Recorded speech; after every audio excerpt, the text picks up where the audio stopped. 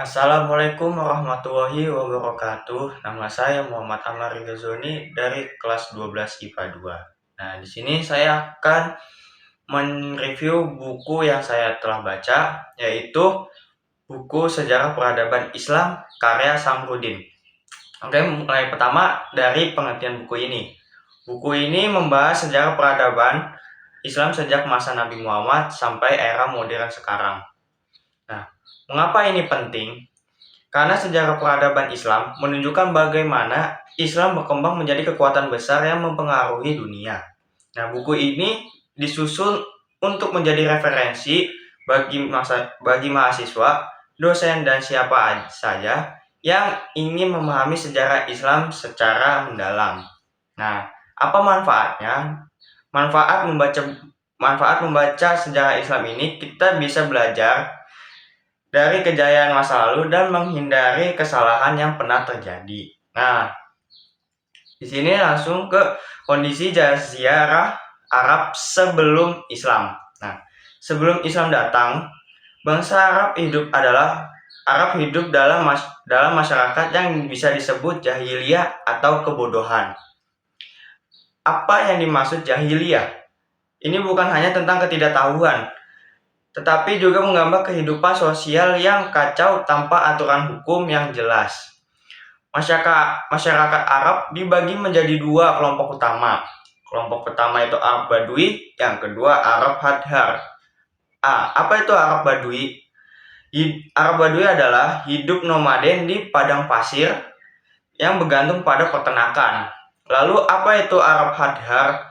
Yaitu tinggal di kota-kota besar seperti Mekah dan Madinah yang sudah mengenal perdagangan.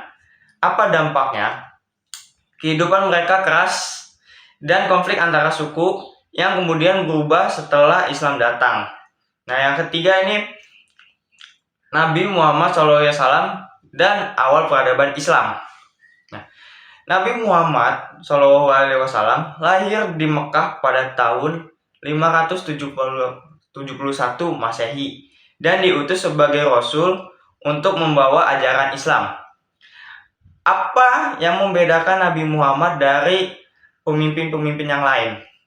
Beliau bukan hanya pemimpin agama, tetapi juga seorang negarawan yang membangun sistem sosial dan politik yang adil. Nah, pada masa periode Mekah, Nabi Muhammad mulai berdakwah secara rahasia lalu terbuka, menghadapi banyak penantang dari kaum Quraisy. Mengapa Quraisy menentang Islam? Menarik nih, karena Islam mengancam status sosial dan ekonomi mereka, terutama dalam bisnis peribadatan berhala. Nah, lalu periode Madinah. Nabi Muhammad SAW hijrah ke Madinah dan mendirikan Islam pertama di sana. Nah, yang lalu menyusun Piagam Madinah sebagai konstitusi pertama dalam Islam. Apa yang menarik dari Piagam Madinah? Ini adalah dokumen yang mengatur kerukunan antar umat beragama dalam satu negara. Nah, lalu masa Khulafa al-Rasyidin dari 632 sampai 661 Masehi. Setelah Nabi Muhammad SAW wafat, kepemimpinan Islam dipegang oleh para khalifah yang dikenal sebagai Khulafa al-Rasyidun. Apa arti Khulafa al-Rasyidun? Artinya para khalifah yang mendapat petunjuk, karena mereka memimpin berdasarkan ajaran Islam.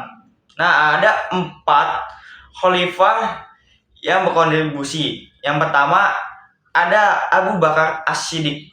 Nah, kontribusi Abu Bakar As-Siddiq adalah menyatukan Jazirah Arab setelah banyak suku memberontak. Mengapa penting?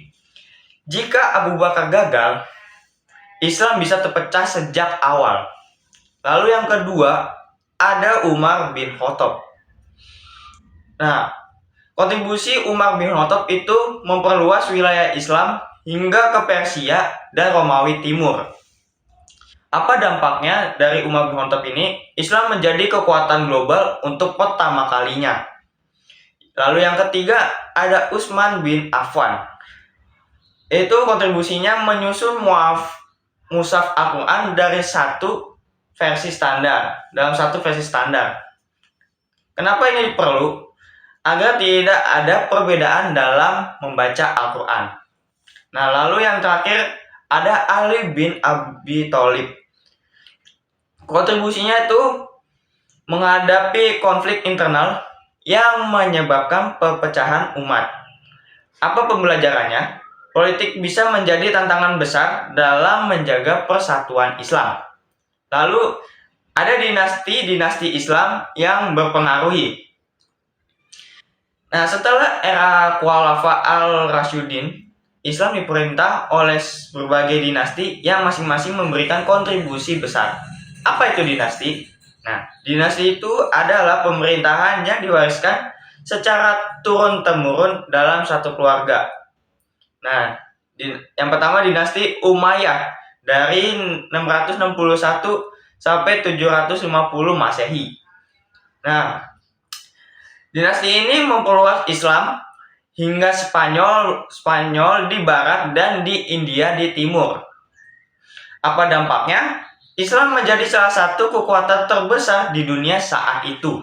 Lalu yang dinasti kedua ada dinasti Abbasiyah dari 750 sampai 1258 Masehi. Nah, dinasti ini menjadikan Baghdad sebagai pusat ilmu pengetahuan dunia. Mengapa ini penting? Karena ilmu pengetahuan berkembang pesat di bawah pemerintahan Islam. Lalu dinasti yang terakhir ada dinasti Turki Utsman dari 1299 sampai 1924 Masehi. Dinasti ini menaklukkan Konstantinopel atau Istanbul pada 1453. Apa artinya? Berakhirnya kekaisaran Romawi Timur dan Islam semakin kuat di Eropa. Lalu ada Perang Salib dan dampaknya. Perang Salib adalah konflik antara Muslim dan Kristen Eropa yang terjadi antara abad ke-11 dan ke-13. Mengapa terjadi? Kristen Eropa ingin merebut Yerusalem dari kekuasaan Muslim. Dampaknya bagi dunia Islam, banyak wilayah Islam hancur akibat perang, dan dampak bagi Eropa, mereka belajar ilmu dari Muslim dan memulai Renaissance. Apa pelajaran yang didapatkan dari Perang Salib ini?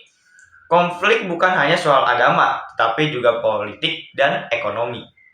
Selanjutnya, kontribusi Islam terhadap ilmu pengetahuan. Salah satu bagian paling menarik dari buku ini adalah bagaimana Islam berperan dalam perkembangan ilmu pengetahuan. Nah, mengapa ilmu pengetahuan Islam itu penting? Karena banyak kemajuan sains modern dari peradaban Islam. Beberapa ilmu Muslim dan bidangnya. Yang pertama ada Al-Khawarizmi, yaitu penemu aljabar dalam matematika. Yang kedua ada Ibnu Sina, dokter yang menulis buku kedokteran Al-Qanun fi At-Tib. Yang ketiga ada Al-Biruni, ilmuwan yang menghitung diameter bumi dengan akurat. Dampaknya, ilmu mereka menjadi dasar bagi perkembangan ilmu di Eropa. Lalu ada periode modern. Nah, yaitu kebangkitan Islam. Pada abad ke-18 hingga sekarang, dunia Islam mulai bangkit dari kemundurannya. Apa penyebabnya nih? Kemundurannya Islam. Yang pertama, ada penjajahan oleh bangsa Barat. Yang kedua, kurangnya inovasi dalam ilmu pengetahuan. Nah, bagaimana Islam bisa bangkit dari kemunduran tersebut? Yang pertama, ada reformasi dalam pendidikan Islam.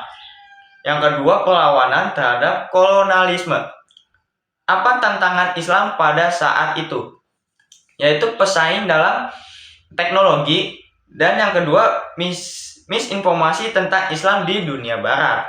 Nah, kesimpulan dari buku ini adalah Buku ini memberikan banyak wawasan tentang sejarah Islam dan bagaimana Islam menjadi peradaban besar. Nah, apa pelajaran utamanya? Islam bukan hanya agama, tetapi juga peradaban yang membangun ilmu politik dan ekonomi. Terus Islam juga memiliki banyak kejayaan, tetapi juga banyak tantangannya.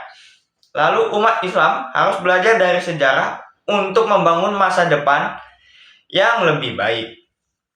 Nah, buku ini sangat direkomendasikan bagi siapa saja yang ingin memahami bagaimana Islam berkembang dan berkontribusi dalam sejarah dunia.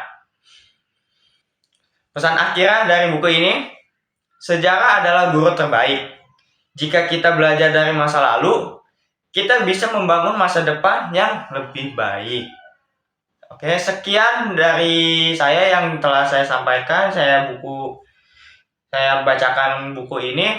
Kalau kurang lebih mohon maaf. Wabillahi taufiq wal hidayah. Wassalamualaikum warahmatullahi wabarakatuh.